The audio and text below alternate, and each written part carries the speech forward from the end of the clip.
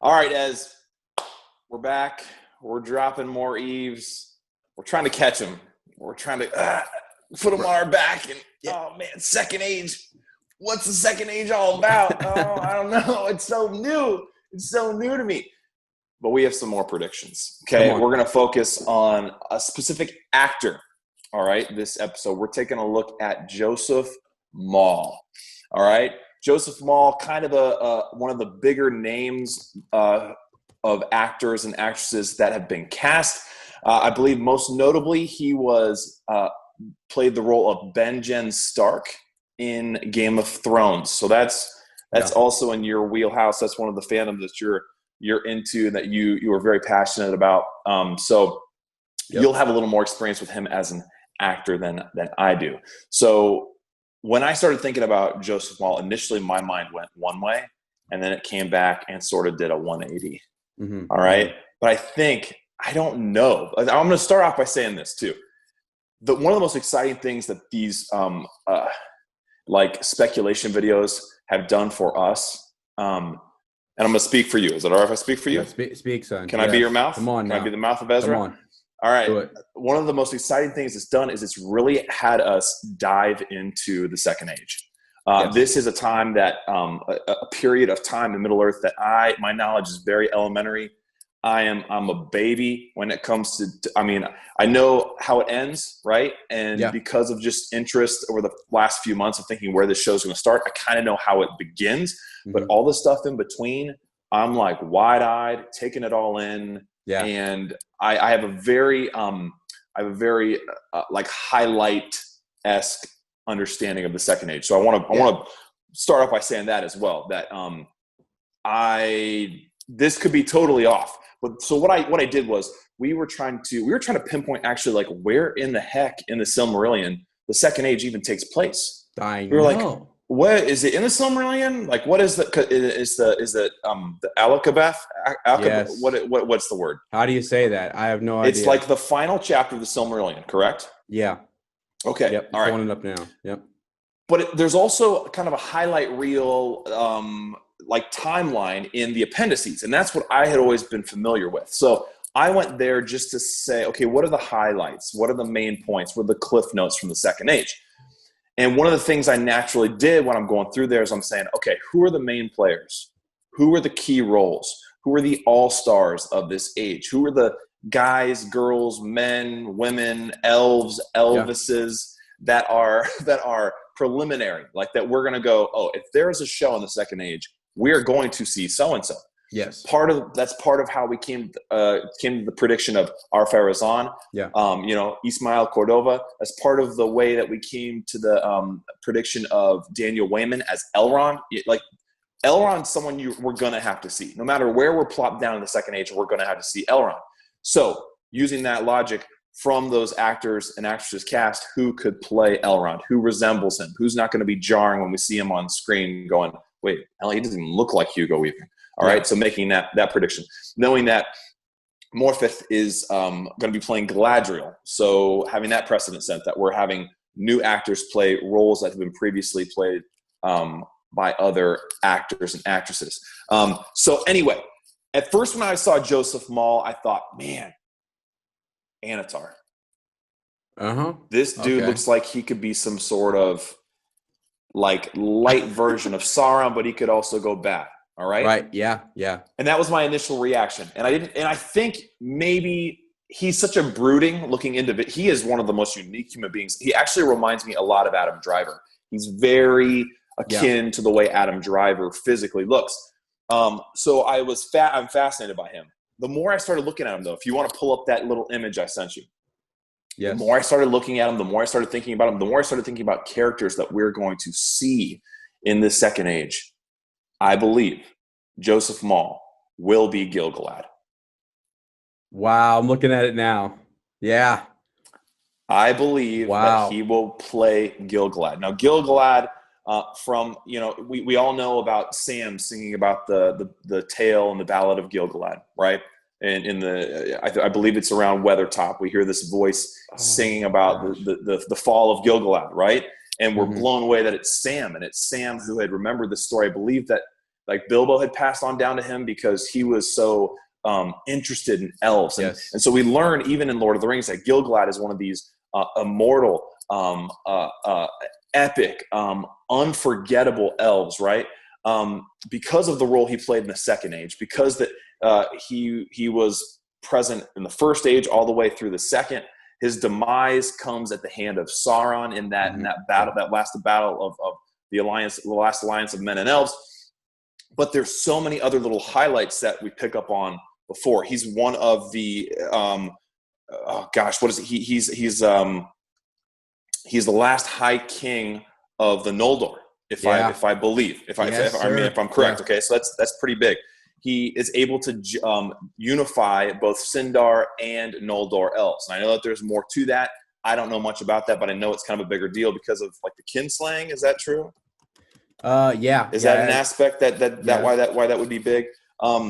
Yes. He was this massive character, right, in the Second Age. He, along with Círdan, and so Círdan is someone else we might see in the Second Age. I think definitely we could. He, along with Círdan and Elrond, were the only or the main three who were not tricked, deceived, car salesmen by Annatar. Right. Yes. They encountered Annatar, Sauron's light form, and thought, something's off here. I don't trust him. I'm not getting into this whole ring thing. Like, your gifts, we don't want them. Even though you seem like you should be a good guy, there's something else fishy going on here.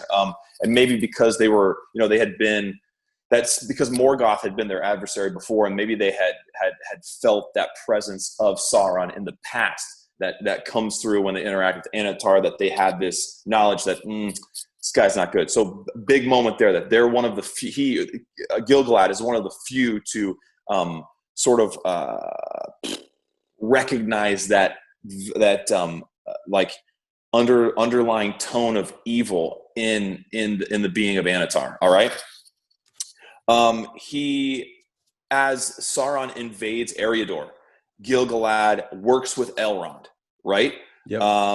To aid Eregion, and also called on Numenor for aid. So he's involved with Numenor as well. He's a massive, he and Elrond and Círdan and Galadriel are probably like our four biggest players on the side of good, right? Yeah. Would you say that? Yeah. They're some of the highest beings that we encounter.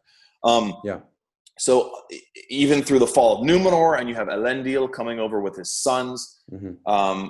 So essentially, and then into the last alliance, right? In the very final battle where he is, I believe he dies at what is Isildur, right? That Gil-galad was killed by the heat of Sauron's hand. Yeah. Whatever that means. So the character-wise, it fits, right? Huge, massive player in the Second Age. Joseph Mawle, one of the bigger actors cast, like someone we've seen before in a really good series. A dude who is physically very intriguing, like a very interesting actor to look at. The other thing, too, is that we have seen Gil-galad in Peter Jackson's vision of Lord of the Rings. Yes. All right? We have seen a version of Gil-galad. Now, not many people recognize that character as being Gil-galad, but when you go and you dig just a little bit, Gil-galad, and specifically that actor, there's a strong group of people who admire that actor, and even that just faint glimpse in the prologue, the portrayal of Gil-galad. And it's one of the first ones where you look up who did we see in that prologue? You see the actor who played Gil-galad in the prologue. Now, when you look, one of the things that sort of made me go, okay, Joseph Mawle could be playing Gil-galad, is when I looked at that actor and I looked at Joseph Mawle side by side. And I was like, holy crap. Yeah. He could be Gil-galad, no problem. Right. So that's where I'm coming from. Yeah. Yeah, that's Mark Ferguson. And if you're totally right. I just wanted to look that up real quick for us. So Mark Ferguson, and you're right, when you put them side by side, I mean, it's eerie, isn't it? Yeah, it's Did you see the one where Gil-galad and Elrond are together? So Hugo and Mark Ferguson, and then below I've got okay. And it looks like it would just work, because also Joseph Mawle looks I mean, I don't know. It's like how you handle looking young and old with elves is very interesting, because for us, like, we know that they're not really immortal. You know what I mean? So and I don't know enough about how elves actually age in physical form. Do they age? How long does it take? What does a mortal even mean? If you're an elven child, you eventually have to become an elven adult, right? So you do sort of age. It takes a lot longer, I'm thinking. But if you look at Joseph Mawle, he looks like an older, like senior elf compared to David Wayman as Elrond, which would work.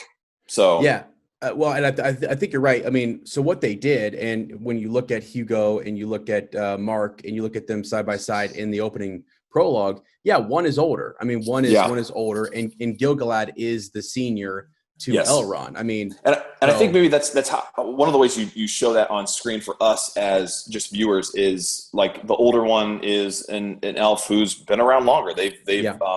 They're preeminent. Like, they are the one who's kind of more in charge. You know what I mean? In the same way that, like, you could look at Kate Blanchett as Galadriel and look at Liv Tyler as Arwen, and you could say, oh yeah, of course, Galadriel is Arwen's grandmother. I can see that. No problem. Yeah, I know. And I think you're right. Like, to us, we have to see, because they still have that youthfulness, but at the same time, it's more mature. They have a more mature look to them, and they're in a position of leadership, and they're who we. I don't know. I totally get what you're saying, and I think I am shocked when I looked at these pictures. I am shocked that you're totally right that he has the acting chops. I mean, and here's what I wanted to get your reaction on, because I haven't seen him almost kind of intentionally at this point. I could have, I made this kind of connection about a week ago, and I could have gone on YouTube and seen him act, right, and seen a clip from something, and I thought, nah, I'm just going to go on my little knowledge of what goes in the Second Age, just a gut reaction to who he looks similar to, if we've, thinking of Mark Ferguson as being that precedent, thinking that there's a similarity there. So what kind of an actor is Joseph Mawle? You've seen him in Game of Thrones. What's he like? Yeah, I mean, so again, I think he has, so that's why I said acting chops, because if you go look, he's been in a lot of TV shows, a lot of very different, just shorts, different roles. I mean, at one point he plays Jesus in the 2008 like mini Passion series. He's Jesus, so he goes from Jesus to being like Benjen Stark, who's gruff and rough, and then he's got that compassion. So that is those are totally different roles to kind of be in. So, but no, he's great. His voice is great. He has kind of a rougher, northern, wintry, strong voice in Game of Thrones. But I think that's just, I haven't really heard him in anything besides that. Like, I haven't actually seen him in like as Jesus in the TV series. But the fact that he is, though, makes me go like, he probably has a soft spoken side. Like, I mean, so if you mix the two, I saw that, I was like, that'd be the perfect blend, right? I mean, warrior Jesus. Do you think that maybe he could be like an Anatar Sauron? I don't know how they're gonna do. How are they gonna do Sauron? And I don't know enough about Sauron. Like, when we see Sauron in the Second Age, are we going to see helmet, armor, no underneath, or are we going to see like an evil, twisted version of Anatar? Like, will he be? I guess what I'm saying is, will he be disembodied and just this? How we know him as just the armor? We don't know what's underneath, or will we see like you can tell it's Anatar, but man, he's in his nasty mood, kind of. You know what I mean? Yeah, I think we actually are going to see him. So I don't think we're going to see Anatar in his armor and all that. I don't think that Sauron. I think, because, well, I mean, just how will they? I mean, it's interesting to see how they do. And do you think Joseph Mawle could? You think that initial gut reaction? Do you think he could play like Anatar Sauron? He totally could. Do you think he'd be more? Do you think that's a better prediction than possibly even Gil-galad? No, I actually I think Gil-galad is a better prediction. Okay. And I also even think that he could play like a significant Numenorean king. Like, okay, I just think, I don't know. I wouldn't say Elros. You know what I mean? I don't think that makes sense.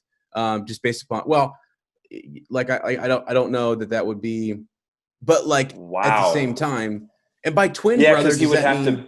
Yeah, right. Yeah, what does that mean? And maybe like you're twins, and then you decide to take on the mantle of, like, you choose the bloodline of man, right? And being a Numenorian, would that change slightly how he looked? I don't know. Were they identical though? I don't know. Identical? Yeah, I don't know that they were. And the other thing I didn't realize about Elros is going back and looking at that timeline, essentially, is that Elros is gone before any of the drama with Sauron. Yeah. It's almost like Sauron kind of waits until Elros has passed before he starts making mischief. Yes. In Numenor. And I wonder if because I don't know the stories, I wonder if that's part of his play and his move. Yeah. Yeah, perhaps. I mean, so I was doing a little bit as you were talking about Gil-galad, and you're looking at some of the it was a Numenorian prince that he reaches out to get some aid, and I'm thinking he could be one of those. He's not Gil-galad. Then to me, he's going to be a Numenorian king, and he's going to be one of, and as you said, the Akalabal or whatever it is, the Akabella or whatever it is. Whatever it is. I have no idea how to say it. Yeah. I have no clue. I listened to like 3 or 4 times. I was like, say what? But we finally found it. We finally found, like, I was listening to that. It was so cool. I've listened to it twice now, and it's really, really interesting. But in there, you have a couple of these Numenorian kings that are mentioned. You have Elros, and then skip ahead, and the ones that are mentioned are the ones that I think, if they were important enough and significant enough to be mentioned in the Silmarillion, that's the ones. If you're going to show us some Numenorian kings, those are the ones that you would show us.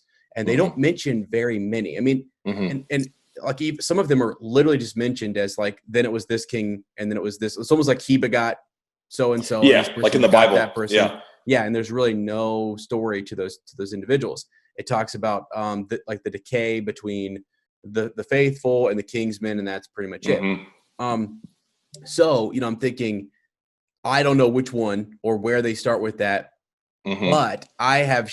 Then the reason I went when we were talking about Ismael Cordova with our Pharazôn was because he's one of the most, like, when you talk about Numenorian kings, he and Tar Palantir are they're the top dogs. I mean, those are the ones we're talking about. So, and plus, there's a lot of deception. Sauron causes a lot of deception and manipulation with our Pharazôn as well, right? So that also you tie in. He's a little more interesting, like fallen character, I guess. So there's more to. He's more intriguing than a king who'd be mentioned in sort of just like passing. Like, they begot so and so, and he begot so. You know what I'm saying? Yeah. Another reason that I was also thinking Gil-galad is because of I think the more that they can play on, because I guess it depends on how they do this, because it is such an expansive time, and because so much does happen, but almost because you don't want to miss any of it because it's so good. Right. And I guess you could always work backwards. I mean, that's the thing. It seems like that's kind of natural what we do. We do Lord of the Rings, then we go to The Hobbit. Now we're going back to the Second Age, and then maybe someday we'll do the First Age. And depending on where they go in this, maybe we go to the second half of the Second Age, then we go to the first half of the Second Age. But the more you cast those elven characters who are immortal, who live even longer than the kings of Numenor, who are from the beginning of the Second Age to the end of the Second Age. And that's one of the things I was thinking about with Gil-galad. He's there the whole time. He's a massive player the whole time. He mentors Elrond the whole time. Yep. He is one of the main, blockades or bumps in the road for Sauron the whole time. He's a huge adversary for Sauron. Yeah.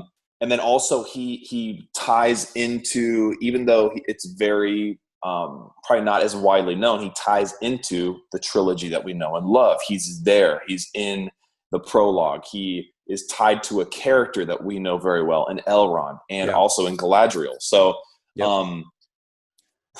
I don't know, man. Like, the dude fascinates me. I look at him and I'm like, you could be Elven, you could be a Numenorian, you could be Sauron himself. You could be. Yeah, like right.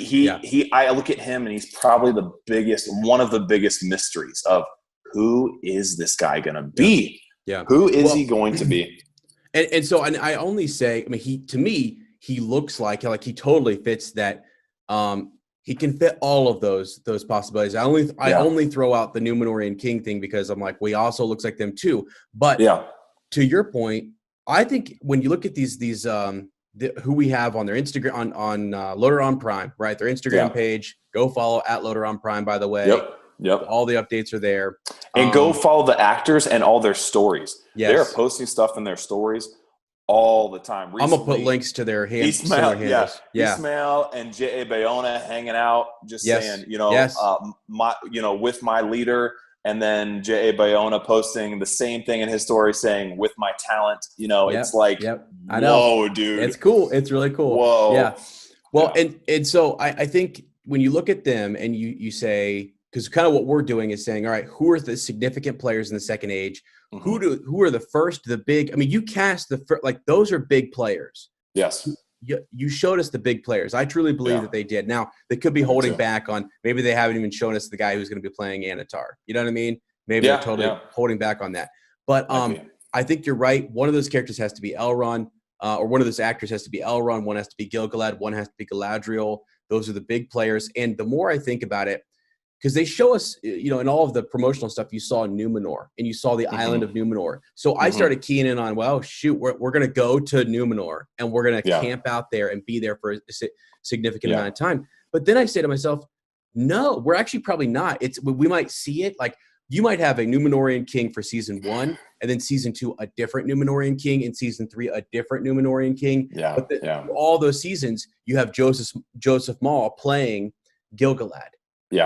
Like running through, and you're like, well, and then a through line. A through line. And it's like, that is exactly how you would have to I think, do that. And they can kind of carry us. They can start referring to your father. I mean, when they're talking to the new king. Yes. He helped me in this war and all that kind of stuff. And you're like, almost in that way, don't you think they'd kind of fill the void of, because I think there will be a void, whether we realize it or not, of the character of Gandalf.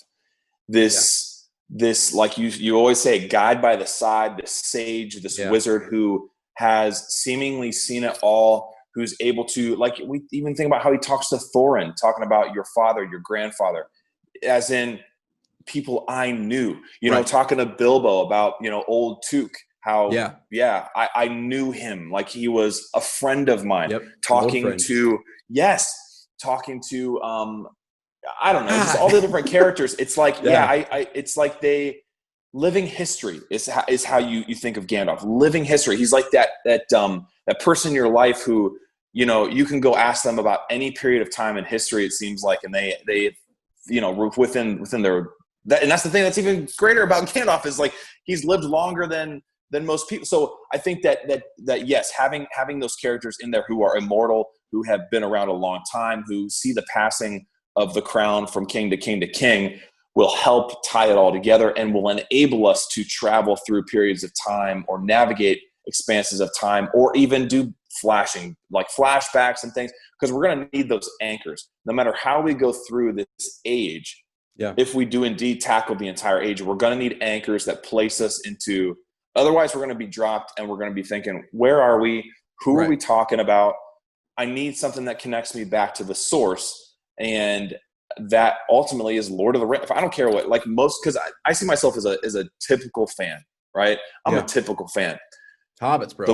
We're hobbits. We're hobbits. Yep. We're not experts. We don't study this for a living. Like, this is truly out of passion and as fans. So if you lose me too much from Lord of the Rings, I'll get there. Yeah. And you can do that gradually. You can get me away from Lord of the Rings gradually in that third age time period. But if you drop me in the middle of nowhere, it's just going to take me a long time to catch up. And maybe not as long as I think it would take me, but I would feel much more comfortable. And I think that's exactly why. They have already released and confirmed one actress, Morfydd, as Galadriel. To go, okay, all right, I feel all right. I know someone. It's like when you go to a party and you don't know anyone. Yeah. You're like, right. Have you tried the dip? It's good. You're talking to him. Oh. Yeah. But when you go to a party and you know someone, it's the reason, like, people go to the bathroom with somebody else. Men and women do it, by the way. Yeah. It's the same reason that if you're invited to a get together, I call you. Go, as you going to this thing? Okay, cool. You want to meet before and then go together? Okay, yeah. We need someone to get us into this brand new age, this brand new party, and the fact that we named Galadriel, and that she's the first voice we hear in Peter Jackson's films. She gets us into that storyline. She's bringing us into this story. And then, also thinking, okay, if we know Galadriel, then we know Elrond's going to be there. Okay, who was close to Elrond in the Second Age? Gil-galad. He was like a father to him, because Elrond's father is gone, right? Right. Is it Elrondil is his dad, right? Yeah. Am I wrong on that? I think he is, and he sails into the whatever, and I don't understand that totally. It's sort of metaphorical and also not. Tolkien's smart. Yeah. Jaron Tolkien. And so anyway, I digress. But all that to say, I could see how these elven beings could act as those anchors and keep us tied in and invested in a story that otherwise we could get lost in. Yeah. Here's something, and I think this is interesting. And the reason I initially shied away from talking about the elves and maybe like us staying with them and really following them closely is because to me, like when I think of Star Wars, like you weren't supposed to, they were Jedi, but we could only see them just for a little bit, sure. Like they're kind of like like when you see one, you're like, oh, it's not like Sam, when you see an elf, you're like, yeah. What? Yes. I mean, it's like you're only like, and you want to just tease it, grow it a little bit. But then now to say in the Second Age, guess what? We're going to go hang with those guys the whole age. It's a lot. And I keep thinking to myself, don't get too. But then I'm like, they might do it. That's actually what we're probably going to do is we're actually going to hang out with Elrond and Galadriel. Yes. And I do want it to happen. I think we all do it. I'm just like, do it. Please do it. So and really our options are like one of the races of elves, right? Or Numenorians. Even Numenorians are an elevated, group of man. That's so right. Really, no matter what, next video, I'm going to talk about a group of people who may not be as elevated that we might get to see. Yeah. All right. And I'm going to see what you think about that. And I want to get your thoughts on it. Okay. But we're going to be hanging out with some celestial beings. Okay. I'm down. And it's different from palling around with hobbits. And it's something we're not used to, but it is another aspect of Middle Earth, right? That, anytime we've seen elves, it's been like ooh, wow, okay, cool. It's like a highlight. It's a novelty, but I am honestly, I hope that what it does for me is it makes me less freaked out by elves. I hope it gets me into the culture of elves and their history and like the nuances of what the elven people are. Like so I'm totally down for that. It'll be interesting. I want to hear what people have to think about it. What do you think? These images, when you look at Joseph Mawle, my gosh, as Gil-galad, it's pretty solid, right? I mean, it's solid. And now I'm starting to, now that we've made these predictions, I'm starting to like root for them. I'm like, if Joseph Mawle's not Gil-galad, it'll be fine. But I would really like that. Be careful. Say it'll be fine because don't get carried away, my friend. Oh, I'm not. No, not the one. Not the one. Clickbait.net. You know that. I'm happy with whatever. I'm happy with. But it's so cool because we haven't really done. In the same way that I'm like anticipating Morfydd as Galadriel. Like you see pictures of her and you're like, holy cow, she is going to knock it. Even if she just stood there and didn't say anything. Like she looks like young Kate Blanchett, so it's gonna be perfect. Yeah. So, But anyway, let us know what you think. Let us know if you think Joseph Mawle is going to be Gil-galad. Are we on track? Are we way off topic? Do you think he's going to be Anatar Sauron? Is there someone else we're missing? Could he be Círdan? Could he be, I don't know, any other? Will he be a Númenórean king? Which king will he be? We love getting your feedback on these videos, whether it's emails that you send us or comments below. Make sure that you like, subscribe. Hit the little bell, ding that for notifications because we're gonna have videos coming out like meals for the hobbits, 10 a day. All right. Yeah. I don't know. I mean, Gil-galad dies, so we can't end it with Gil-galad lives. Spoiler alert, right? Oh my God, what is wrong with you? Yeah. So that's that. Gil-galad dies, guys.